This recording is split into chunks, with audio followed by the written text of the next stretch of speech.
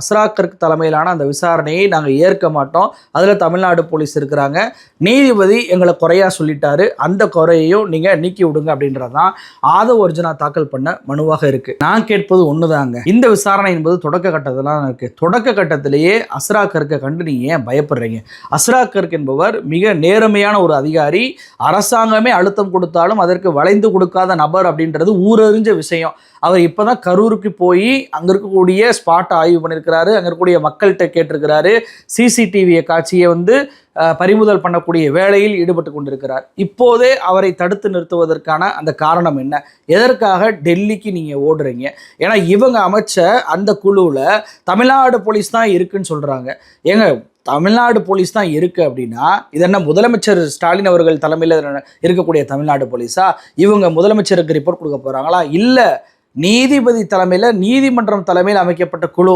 இந்த குழு என்ன கேட்டாலும் இங்கே கரூர் போலீஸும் சரி தமிழ்நாடு அரசும் சரி கொடுக்கணும். இவங்க ஆர்டர் போட்டு வாங்க வேண்டிய இடத்துல தான் இந்த குழுவுடைய அதிகாரமே இருக்கு. அது மட்டுமல்ல, அஸ்ராக்கருக்கு தலைமையிலான அந்த எஸ்ஐடி குழுவில் கரூர் லோக்கல் போலீஸ் ஒருத்தர் கூட கிடையாது, எல்லாமே வெளி மாவட்ட போலீஸ் மட்டும்தான் அதில் இருக்கிறாங்க. அப்படின்றப்போ இதில் என்ன உங்களுக்கு சந்தேகம் வருது? இதற்கு ஒரு உதாரணம் சொல்லணும் அப்படின்னா, கரூர் போலீஸ் ஆம்புலன்ஸ் டிரைவர்களெல்லாம் அழைச்சி விசாரணைக்கு கூப்பிட்டுருந்தாங்க. ஆனால் இந்த வழக்கு என்பது எஸ்ஐடிக்கு மாறின உடனே பார்த்தீங்கன்னா வந்த ஆம்புலன்ஸ் டிரைவர்களை கூட இல்லப்பா இது ஏன் கேஸ் கிடையாது, இனிமே இதை எஸ்ஐடி தான் விசாரிப்பாங்க, நீங்கள் அவங்க கூப்பிட்டு ஆஜராயிக்கங்க அப்படின்னு சொல்லி ஆம்புலன்ஸ் டிரைவர்களை வந்தவர்களை மீண்டும் அனுப்பியிருக்கிறாங்க கரூர் காவல்துறை.